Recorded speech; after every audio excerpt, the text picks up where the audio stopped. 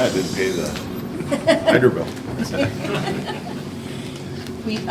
We saw with Mrazek, is he going to be okay? Or Yeah, he's fine. He's just a maintenance day, so he'll be back on the ice tomorrow morning and 100%.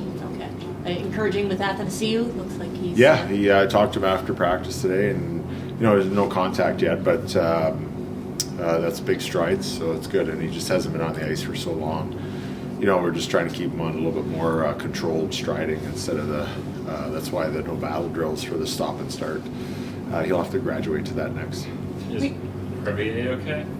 He had to go to the dentist to get checked out, so I'm sure he'll be sore eating tonight, but he'll be fine other than that, which is normal kind of hockey injuries. Did he lose any teeth? I'm not sure yet. I know he was cut. Obviously, he was bleeding. I didn't see him, or he was already gone, so I think he's gone there now.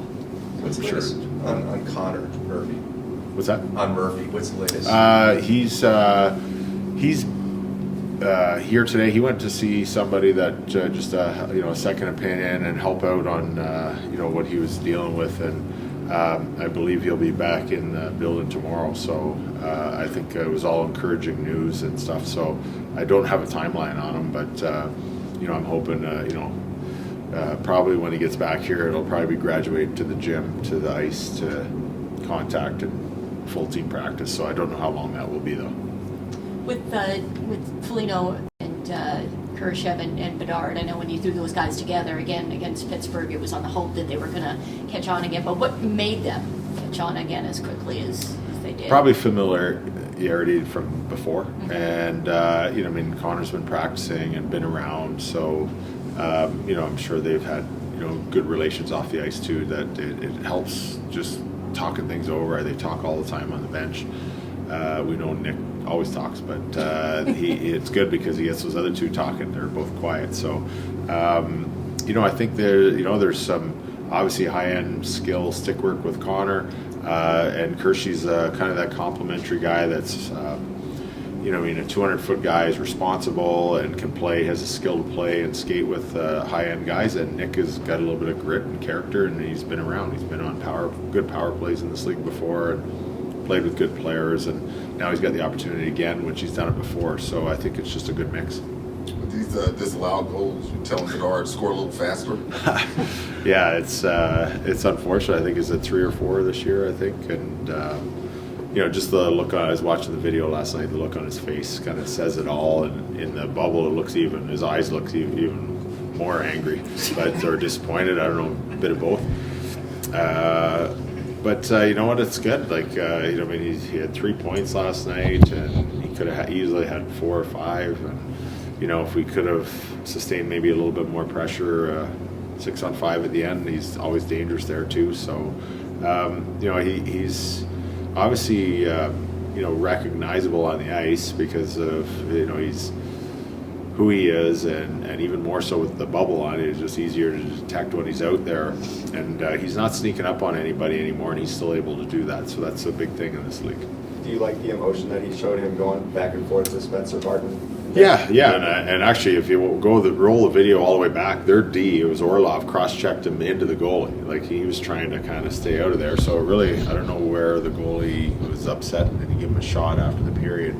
But I like Connor's reaction. He didn't take it. I heard the guys they loved it. He's not going to take any guff off anybody, and I love that atmosphere. I don't think he started it, but he's not going to let it slide by. A team like Carolina is that high-speed, up-tempo team with high compete that Kyle says you guys want to become as soon as possible.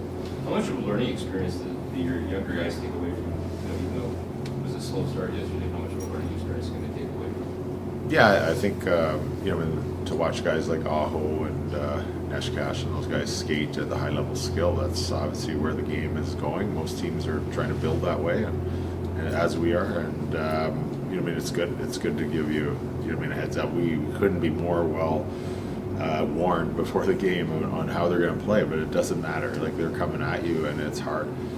It's a really hard game to play, especially there. They have they have something good going at home the last few years, and they really feel good, even though coming home late from a long travel road trip. It doesn't matter. They feel good there, and they play well at home, and it's what we want to do here. And at times we've done that here, but like we're not at that level to consistently do it and be a threat like they are every night, every start of every game. But that's what we're trying to get to. What do you think of Beauvillier coming back into the lineup? I thought he looked good last night. He had some good moments stretching and using his speed, and that's going to help us for sure. So his first game back, really encouraging. I think a little bit sore, but that's the way he's been after practice every day, and it's getting better. So we're really happy that he's back.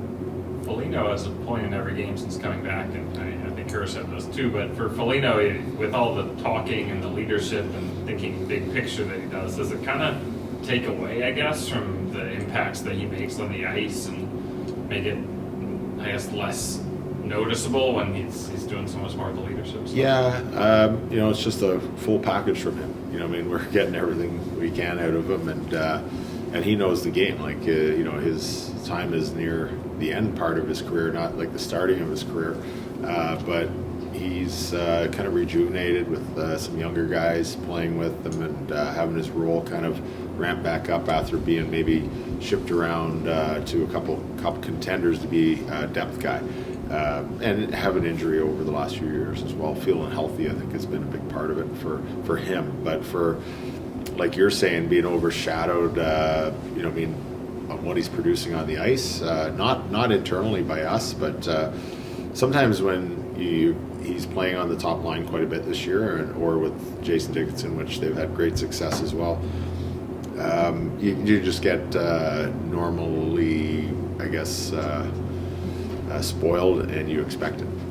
And so that brings down the level of excitement every time it happens. But we're really impressed on how he's handling himself off the ice with what's all gone on this year with the injuries and changes in the lineup, and also helping cultivate a culture here with the young guys.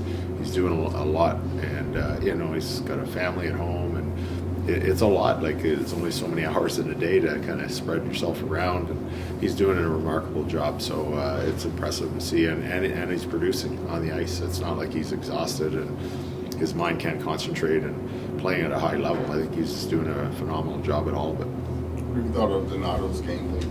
Not bad. He's not the swiftest skater. That's never been his thing. He's a shooter, and he had a great opportunity in the slot last night on the 5-on-3, but unfortunately, it was a little close and didn't go in. But he gives you it all. Like, he's a fiery Boston guy, and he gives you his all the time. So you'll never ever question his work ethic or his character. It's just, right now it's just like the rest of us. Sometimes the goals are hard to come by, but you're never going to complain about him not taking a shot, because he's taking it if he has a chance. We all silly like the mayor.